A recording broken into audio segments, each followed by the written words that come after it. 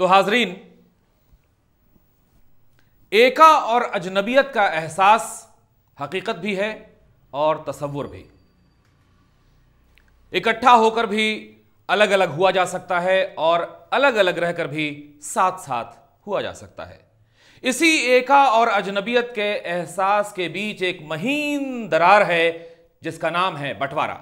क्योंकि मुल्कों की तक़सीम में लोगों की तक़सीम मुज़मर है, यानी उनके मकान की, जायदाद की, ज़र की, मालो असबाब की, तहजीब की, तारीख की, अदब की, ज़बान की, रूह की, जान की और उनके ज़मीनों आसमान की तक़सीम।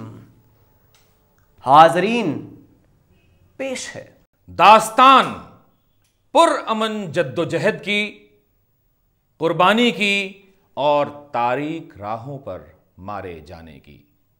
तो गुलगुना कशाने यारिज़े शाहिदे बयान इस तरह फरमाते हैं कि जब बर्रे सगीर हिंदुस्तान जन्नत निशान की पाक सरजमीन पर बंटवारे और तकसीमों का सिलसिला शुरू हुआ तो इसके पाक बदन के रोए रोए ने मचलना शुरू किया। बाज रोए फुदकने लगे, बाज रोए दुबकने लगे, कुछ दाईं तरफ गए, कुछ बाईं तरफ गए और बीच में सीधी खड़ी एक लट बाकी रह गई। तो सीधी खड़ी उस लट के ऊपर के जो रोए थे वो नीचे जाने के मुश्ताक थे और नीचे के जो रोए थे वो ऊपर जाने को बेताब थे।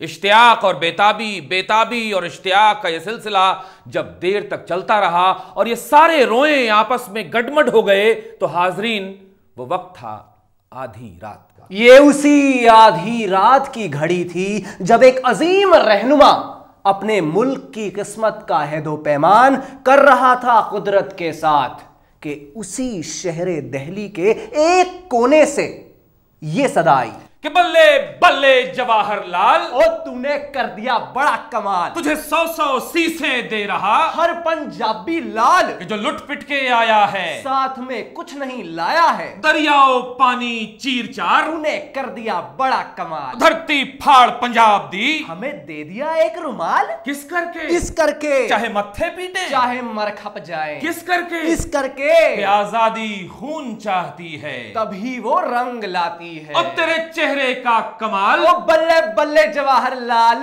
अब अर्ज करें हम मिलके, लाखों हाल बेहाल, संभालो राज अपना, संभालो देश अपना, संभालो फौज अपनी, संभालो मोहर अपनी, बल्ले बल्ले जवाहरलाल, तूने कर दिया बड़ा कमाल, बल्ले बल्ले जवाहरलाल। तो हाजरीन, जब मुल्क के बंटवारे की बात शुरू हुई तो साथ शुरू हुई फिक्र सरकारी असबाब और सामान के तकसीम की। तो एक सरकारी महकमा था, महकमाए ग़िज़ा व ज़राअत, यानी ministry of food and agriculture. अब उसकी कुल मीरास थी 80 बड़ा साहब की कुर्सियां, 80 बड़ा साहब की मेजें, 800 क्लर्कों की कुर्सियां, 120 टाइपराइटर, 50 अलमारियां, 10 तिजोरियां, 22 घड़ियां, 15 साइकिलें, 4 सोफे, 29 पैखाने और बंदरों को भगाने के लिए नौकर रखे गए 4 लंगूर। तो हाजरीन, जब बंटवारे का सिलसिला शुरू हुआ तो पता यह चला कि 150 कुर्सियां टूटी हुई हैं, 30 टाइपराइटर खराब हैं, 15 घड़ियां बंद हैं, 10 साइकिलें पंचर हैं, 7 तिजोरियों में जंग लगी हुई है, 3 सोफा सेटों में सुराख है और 2 लंगूर फरार हैं और 8 पखाने ऐसे हैं कि जहां पखाना भी जाने से नाक भाव सिकोड़े। अब यह सारा सामान 2 नई सरकारों के बीच तकसीम होना था। तो हिसाब कुछ यूं लगा कि 5 कुर्सियों के बदले 1 मेज, 1 टाइपराइटर के बदले 1 घड़ी, 1 सोफा सेट के बदले 1 साइकिल।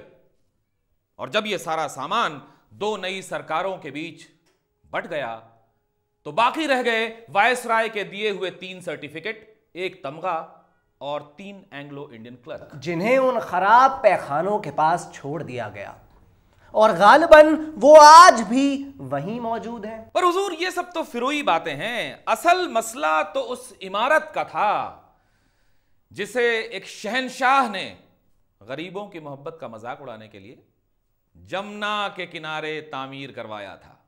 यारों का दावा था कि वो उधर की अमानत है और वो उसे ईंट दर ईंट, मीनार दर मीनार, कब्र दर कब्र खोद कर ले जाएंगे और असरे नौ उसे उधर खड़ा करेंगे।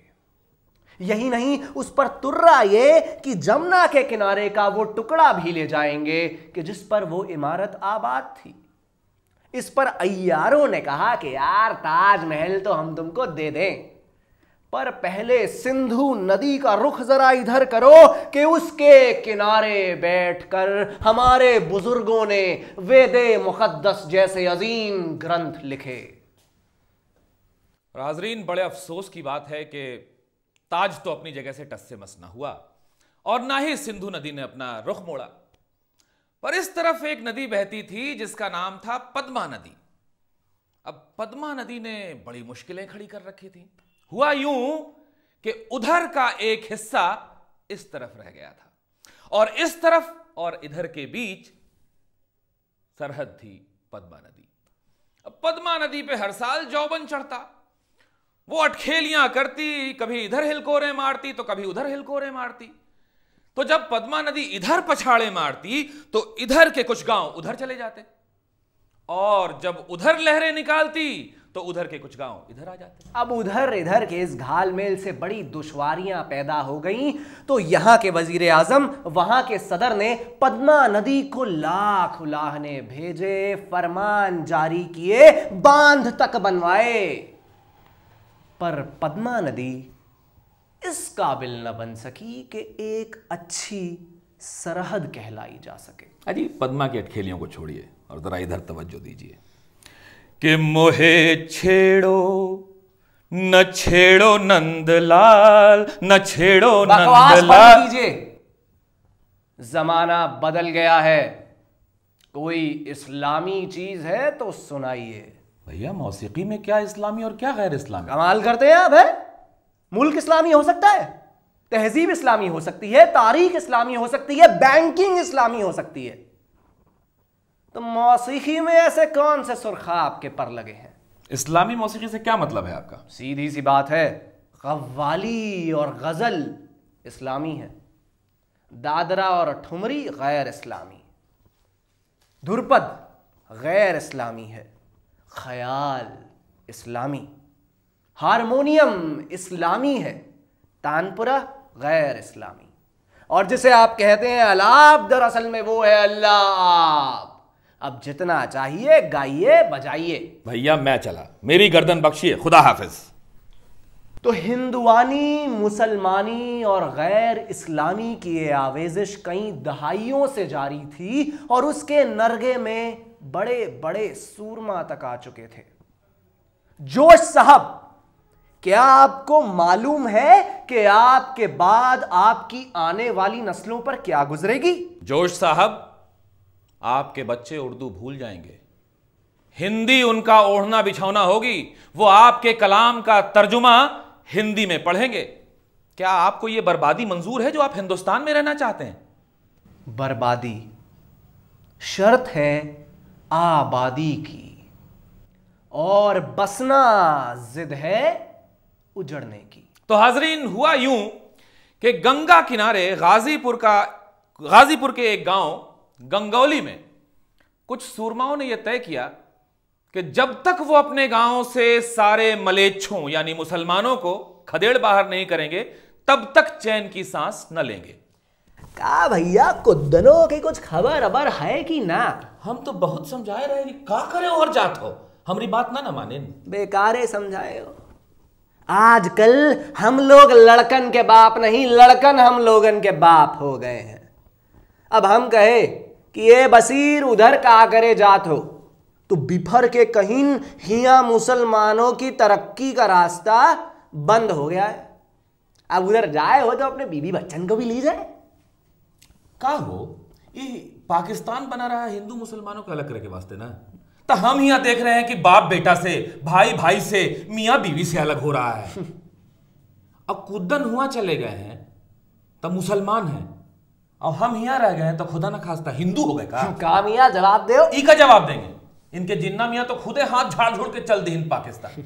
ये अच्छी रही, पाकिस्तान बने के वास्ते ओट दिन हिया के मुसलमान, और जब पाकिस्तान बन गया तो इनके जिनवा कहें कि हिया के मुसलमान जाए चूल्हे भाड़ में। बता भाई, कोनो बात हुई? ये दाग दाग उजाला, ये शब गजीदा सहर, वो इंतजार था जिसका, ये वो शहर तो नहीं। अम्मा कौन सा उजाला दाग दाग हो गया? ये आपके साथ अजीब मसला है। हम जब भी अपने कौम की तामीर का जश्न मनाने बैठते हैं, आप चले आते हैं अपना मातम लेकर। अरे हुई थी मारकाट, पर आप ये क्यों नहीं सोचते कि आज हमारे पास एक के बजाय 3-3 मुल्क हैं, 3-3 कौमें हैं, 3-3 फौजें हैं, 3-3 झंडे हैं, 3-3 टीमें हैं, 16-17 सरहदें हैं, 18-19 बगावतें हैं, 3-3 न्यूक्लियाई जखीरे हैं और 150 करोड़ की आबादी में एक ओलंपिक गोल्ड मेडल है। और आप वहां रह भी जाते तो क्या मिल जाता आपको? माइनॉरिटी कमीशन की चेयरमैनी। अजी शिनाख्त के बहरान में 60 साल पहले जो आप मुब्तला थे, आज भी वहीं के वहीं हैं। शिनाख्त, अमा जहां कौमों का वजूद खत्म हो रहा था, वहां शिनाख्त की क्या हैसियत। हाजरीन, जब यह दाग दाग उजाला हो रहा था तो रावलपिंडी के करीब एक गांव में 6 साला जीत ने देखा कि उसके गांव को हमलावरों ने चारों तरफ से घेर लिया है। हमलावरों ने पहले माल की गुहार की और उसके बाद जान के बदले मजहब बदलने की मांग की। जीत के परिवार में 10 बुजुर्ग और 11 बच्चे थे, उसके 6 भाई और 5 बहनें। जीत की मां ने उसके 2 महीने के भाई की दुहाई देते हुए जीत के बाप से कहा कि हमलावरों की बात मान क्यों नहीं लेते, मजहब बदल लो। लेकिन जीत के बाप ने कहा, हरगिज नहीं, हम जान दे देंगे पर मजहब नहीं बदलेंगे और ना अपनी औरतों की आन देंगे। सच्चे पादशाह का पाठ करके जीत के बाप ने उसकी मां और उसकी 4 बहनों को शहीद कर दिया। किरपान का एक वार जीत के सर पर भी लगा और जब उसकी आंख खुली तो उसने अपने आप को एक ट्रेन में पाया। पहले तो वो समझी कि वो उसके घर वाले हैं, पर वो लाशें भी अजनबी निकली। प्यास का शदीद गलबा था, बमुश्किल कुछ पानी फराहम हुआ, पर अभी पानी की एक बूंद गले से नीचे उतरी भी न थी कि ट्रेन झटके से एक जगह रुक गई। प्लेटफॉर्म पर दोनों तरफ फौजियों की कतारें थीं, दूर कहीं ढोल ताशों की आवाजें आ रही थीं। शायद शरणार्थियों का कोई जत्था आने वाला था। जत्था आया तो सही, पर लाशों का। गांव वालों ने अपने कंधों पर से लाशें उतार कर ट्रेन में ठूसते हुए कहा कि यारा, साडे पिंड से 200 लोग कम हो गए हैं, सो हर डब्बे से 10-10 आदमी नीचे उतर आए। पेशावर एक्सप्रेस यूं ही अपना सफर तय करती रही। स्टेशन दर स्टेशन मुलाकातियों का जत्था ऐसे ही आता रहा। आखिरकार ट्रेन जब अमृतसर स्टेशन पहुंची तो 6 साला जीत के अलावा उस ट्रेन में कोई भी शख्स ऐसा मौजूद न था जो जय हिंद कह सके। मुसाफिरों के इस्तकबाल के लिए जो मुलाकाती वहां आए थे, उनमें से कुलवंत सिंह सबसे पहले ट्रेन में कूद कर चढ़ा और डब्बा डब्बा झांकता हुआ उस जगह पहुंचा जहां जीत थी। उसने लपक कर जीत को गोद में उठाया, उसके खुश्क आंसुओं को अपनी आस्तीन से पोंछा और कहा, फिक्र न करी पुत्र, पंथ दी पुकार ते पूरा करांगे, असी भी उस पास से एक ट्रेन पर के भेजी है। सूरत हाल का मुआयना करने जब एक अमरीकी रिपोर्टर स्टेशन पर पहुंचा तो उसने देखा कि प्लेटफॉर्म पर जहां लाशें रखी जा रही थी, वहीं ऊपर साइन बोर्ड पर यह इबारत लिखी थी, शिकायत की किताब स्टेशन मास्टर के पास मौजूद है, जिन मुसाफिरों को रास्ते में तकलीफ पहुंची हो फौरन रुजू करें। मैं किससे इंतकाम लूं, यह सच है बेकसों के खून से सुर्ख हो गई जमीन। मुसीबतों की दास्तां मैं सुन चुका हूं हमनशीं, मैं सुन चुका हूं किस तरह बुजुर्गो नातवान भी, बिलखते शीर खार भी, फसुर्दा नौजवान भी, अजल के घाट एक एक करके सब उतर गए। मैं सुन चुका हूं हमनशीं ये दास्तान दिल खराश, मगर किसे मैं दोष दूं, मैं किससे इंतकाम लूं, मैं किससे इंतकाम लूं। तो फरमाया बुजुर्गों ने कि कौम की इज्जत खानदान की इज्जत है, खानदान का पास उसकी नामूस है। मां ना होती तो बेटा ना होता, हवा ना होती तो नस्ल इंसानी ना होती। तो बस साबित हुआ कि वो फर्द जिसे औरत कहते हैं पूरे कौम की आन है, पूरे कौम की जान है, उसका असल है, उसका जुज़्बे खास है। तो जब सन 47 का रन पड़ा तो उस जंग का सबसे बड़ा सरमाया इसी सिन्फ नाजुक की जात थी, और इस जंग का सबसे बड़ा हथियार भी औरत की ही हस्ती थी। तो जब इन दोनों नए मुल्कों के रहनुमाओं ने अपनी अपनी गद्दियां संभाली, मौलवियों ने फाल निकाले, पंडितों ने हवन किए और चौधरियों की चौधराहट फिर से दमकने लगी, तो इन रहनुमाओं को ख्याल आया कि इधर का कुछ माल उधर रह गया है और उधर का कुछ माल इधर। तो पागलों के साथ साथ गायब और अगवा शुदा औरतों की भी तलाश शुरू हुई और नए नए मंसूबे पनपे। एक करारनामा तैयार हुआ कि कोई भी हिस्सा दूसरे की अमानत में खयानत न करेगा। हिंदू औरतें इधर, मुसलमान औरतें उधर। जिसका जो असल है उसे वापस किया जाएगा, और रहा सवाल सूद का तो उसे यतीम खाने भेज दिया जाएगा।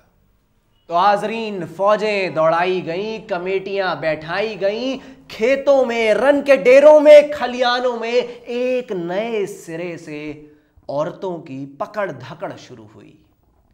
बिछड़ी भटकी औरतें जब पकड़ी गईं तो उनकी असली आजमाइश तब शुरू हुई जब वो अपने अपनों के पास पहुंची। पाकी नापाकी के इम्तिहान लिए गए, इस्मत पर सवाल उठाए गए।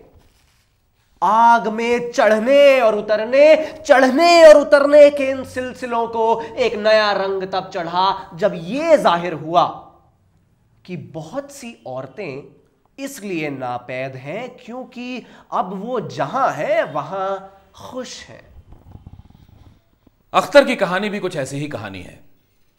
जब उसके शहर पर आफत आई और घर के घर जलाए गए तो बाप, बेटे और भाई का गम लिए वो उस ट्रेन में सवार हुई जो उधर जा रही थी। रास्ते में जैसा कि होता आया था, परमेश्वर सिंह और उसके साथियों ने अख्तर को घसीट कर ट्रेन से बाहर उतार लिया। अख्तर जब 28वीं बार खुल चुकी तो परमेश्वर को न जाने क्यों उस पर रहम आ गया और उसने अपनी पगड़ी खोलकर उसके जिस्म पर डाल दी। उस एक लम्हे के लिए अख्तर परमेश्वर की इतनी शुक्रगुजार हुई कि उसने अपनी सारी जिंदगी उस पर न्यौछावर कर दी। अख्तर और परमेश्वर उसके गांव में रहने लगे। अख्तर को सरदारनी बनना मंजूर था, परमेश्वर की दूसरी बीवी बनना मंजूर था, पर नहीं मंजूर था तो दोबारा उजड़ना। और तारीखों के इनकलाब में अख्तर और अख्तरियां नक्कार खाने की तूती की तरह होती हैं। लाख छुपने छुपाने के बावजूद अख्तर की निशानदेही हो ही गई। 21,105 गायब और अगवा शुदा औरतों में अख्तर महज एक हिंदसा थी, एक गिनती, ख्वाहिश, एहसास और खुदी से यकसर मासूम। गड़ी हैं कितनी सलीबें मेरे दरीचे में, हर एक अपने मसीहा के खून का रंग लिए, हर एक वस्ले खुदावंद की उमंग लिए। गड़ी है कितनी सलीबें मेरे दरीचे में। हाजरीन, बंबई में कांग्रेस हाउस और जिन्ना हॉल के पुष्ट पर एक पेशाबगाह है जिसे मुतारी कहते हैं। अब एक बार उसे मजबूरन उस पेशाबगाह में जब जाना पड़ा तो नाक पर रूमाल रखकर जब वो बदबू और तअफ्फन के उस घर में दाखिल हुआ तो उसने देखा कि दीवार पर किसी ने सफेद चौक से यह इबारत लिख दी थी कि मुसलमानों की बहन का पाकिस्तान मारा। दोनों मुल्क गुलाम रहे पर वह मुतारी आजाद थी।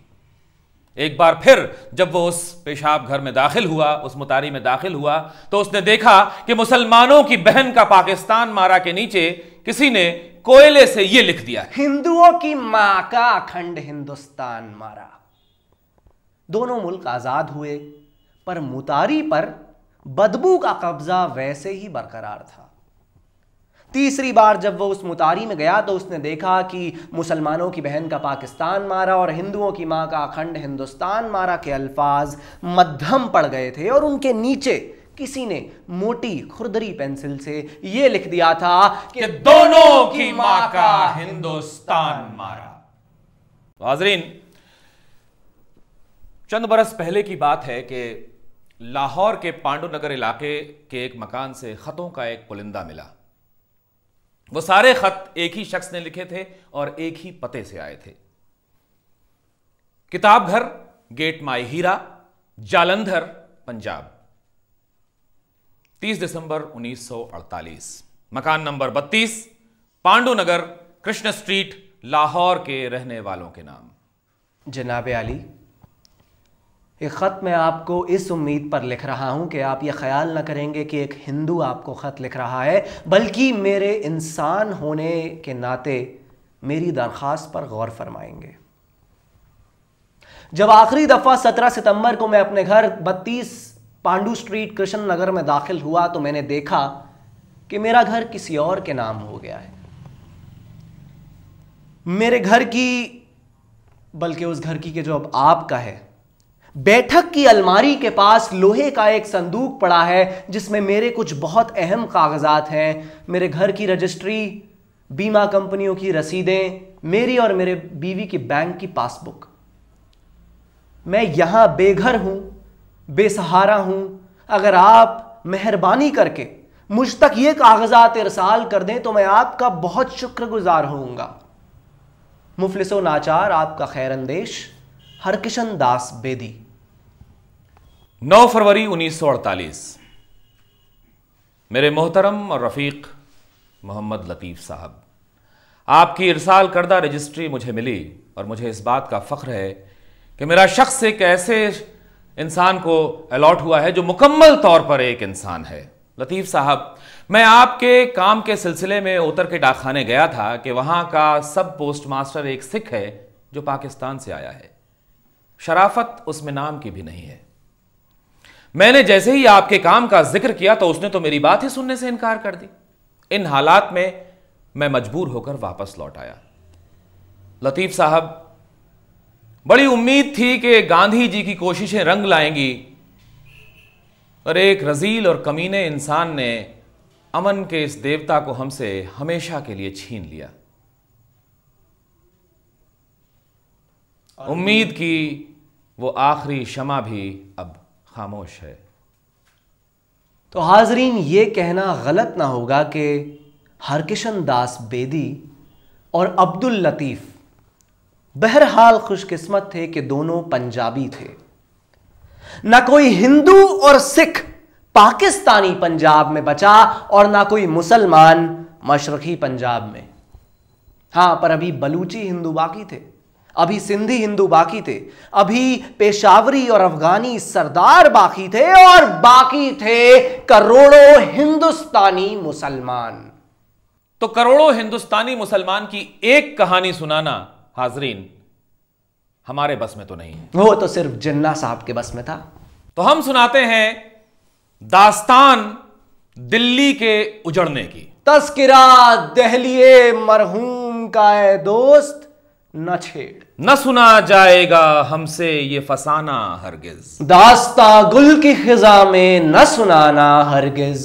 हंसते हंसते हमें जालिम न रुलाना हरगिज। सोहबतें अगली मुसव्विर हमें याद आएंगी, कोई दिलचस्प मुरक्का न दिखाना हरगिज। कभी ये इल्म हुनर घर था तुम्हारा दिल्ली, हमको भूले हो घर भूल न जाना हरगिज।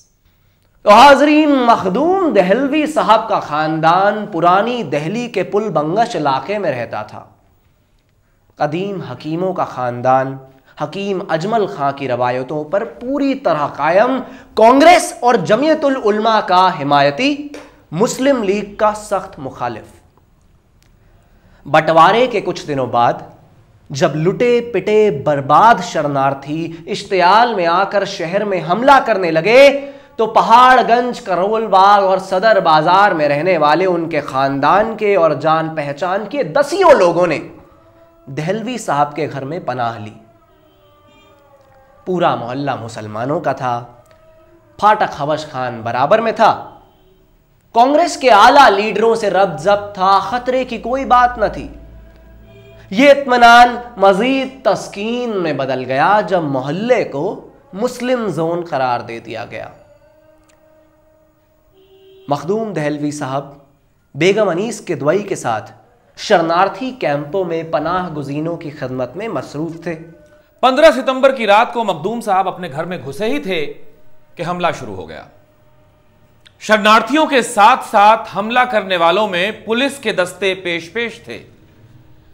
नादिर शाही गलबे में जो घर किसी तरह महफूज रह गया था और सन 57 का गदर भी जिसका बाल बांका न कर सका था, वो घर धू धू करके जल गया। उनका पूरा खानदान घर से निकल पड़ा। पुल बंगस से पुराने किले तक का सफर चंद मीलों का फासला, कई सदियों का कहर।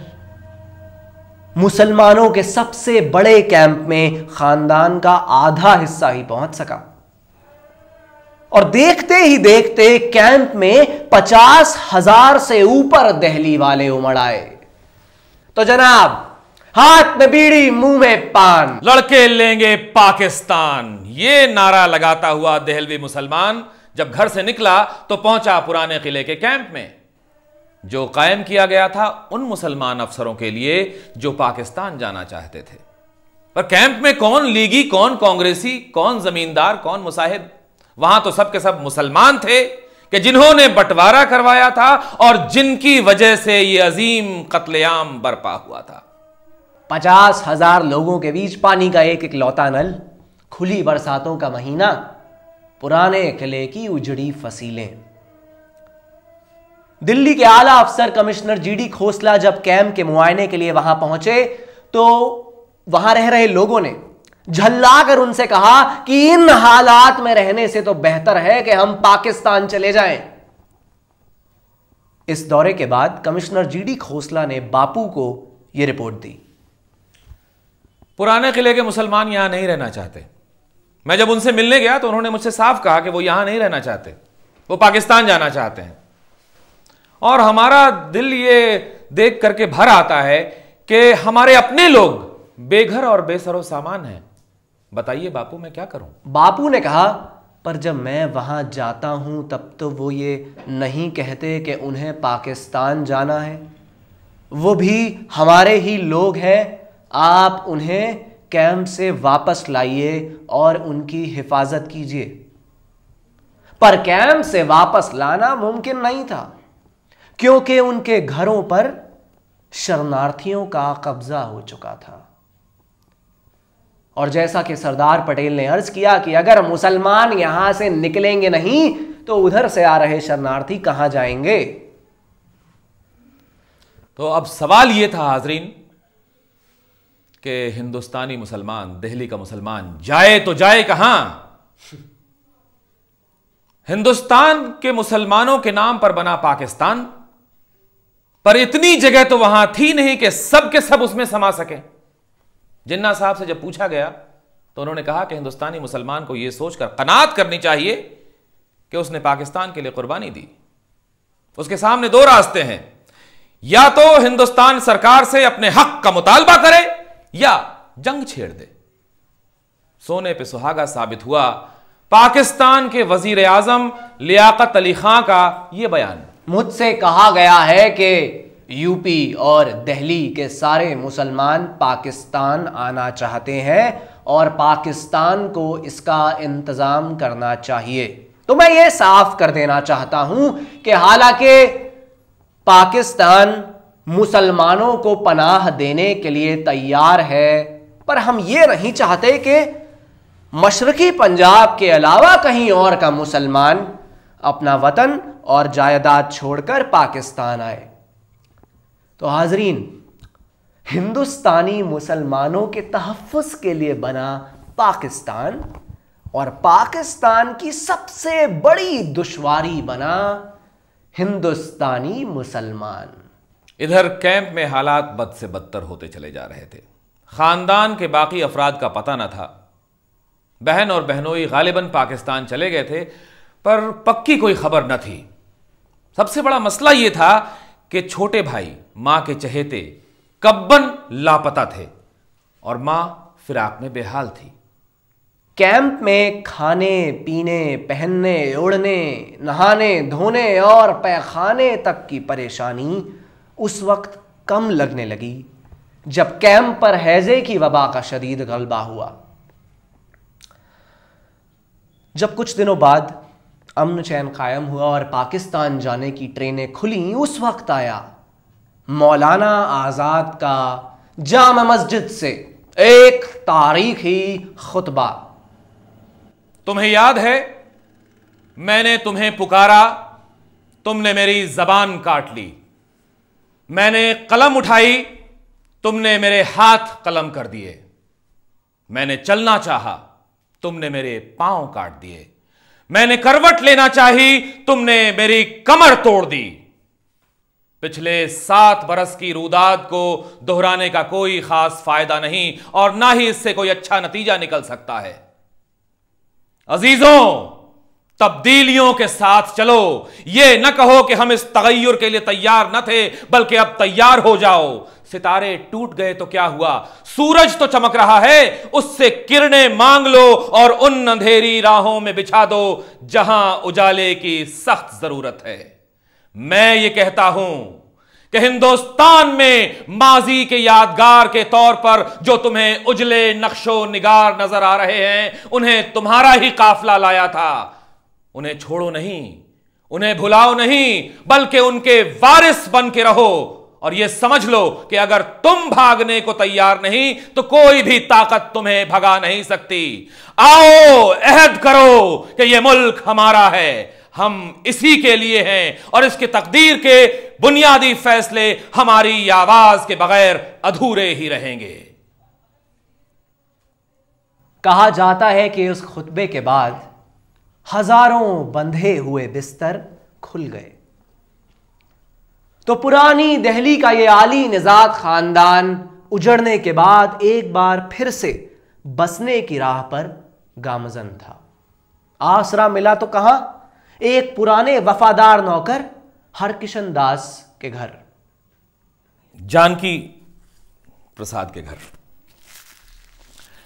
तो बहरहाल 2 ही दिन बाद खत आया कि बहन और बहनोई कराची पहुंच गए हैं, खैरियत से हैं, खुशहाल हैं। सबसे बड़ी बात यह कि किसी तरह खस्ता हाल बीमार कब्बन भी उधर पहुंच गए हैं। हालात खराब हैं। मां को और तुम्हें बहुत शिद्दत से याद कर रहे हैं। तुम आकर के लिवा जाओ। अब साहब नाचार, हिंद परस्त, हिंदी मिजाज, हिंदी नजाद हजरत मखदूम देहलवी साहब पाकिस्तान के सफर पर रवाना हुए। जयपुर, अजमेर, जैसलमेर होते हुए खोखरा पार पहुंचे। आम आदमी का सफर था, अंग्रेजन की औलाद तो थे नहीं कि उड़ के उधर चले जाते। अब जब कराची पहुंचे तो वहां अजब ही मंजर देखा। हर तरफ पंजाबी, मुहाजिर, सिंधी, पर पाकिस्तानी नदारद। इंडियन मुसलमान पाकिस्तान में इस बात पर परेशान कि न वहां उसका कोई इस्तकबाल हुआ और न उसके लिए कोई इंतजाम। पाकिस्तान इस बात पर हरासा कि अगर सारे मुसलमान यहां आ गए तो पाकिस्तान चलेगा कैसे। और बहनोई को इस बात पर परेशानी कि कांग्रेसी रिश्तेदार सरकार में उनकी साख खराब ना कर दे। इधर दिल्ली के फसादात कुछ थमे और नोआखली का एकला चलो रे का नारा यहां भी कारगर साबित हुआ। बापू की दिल्ली आमद हुई और उन्होंने शुरू किया व्रत, इस मांग के साथ कि कत्लो गारत बंद हो और मुसलमानों को उनके घर वापस पहुंचाया जाए। पर बापू का यह व्रत काल का निवाला साबित हुआ। 30 दिसंबर 1948 को बापू शहीद कर दिए गए। खुदारा न बोलो ये मनहूस बोली, भला कौन मारेगा बापू को गोली। जमीन ऐसी बातों से थर्रा गई है, जगाओ न बापू को नींद आ गई है। जगाओ न बापू को नींद आ गई है। ये शहादत गोया पूरे हिंदो पाक को झंझोड़ कर होश में ले आई। पूरे बर्रे सगीर में अमन छा गया। गोया सब के सब जैसे किसी कुर्बानी का इंतजार कर रहे थे। जब अमन चैन दोबारा कायम हुआ तो बहुत से हैरत अंगेज वाक़ये हुए। मार्च अप्रैल 1948 में हर रोज 2,500 से 3,000 मुसलमान पाकिस्तान से अपने घरों को हिंदुस्तान वापस लौटने लगे। तो अब शुरू हुआ उल्टी हिजरत का सिलसिला। सैकड़ों, हजारों, लाखों मुसलमान पाकिस्तान से हिंदुस्तान वापस लौटने लगे।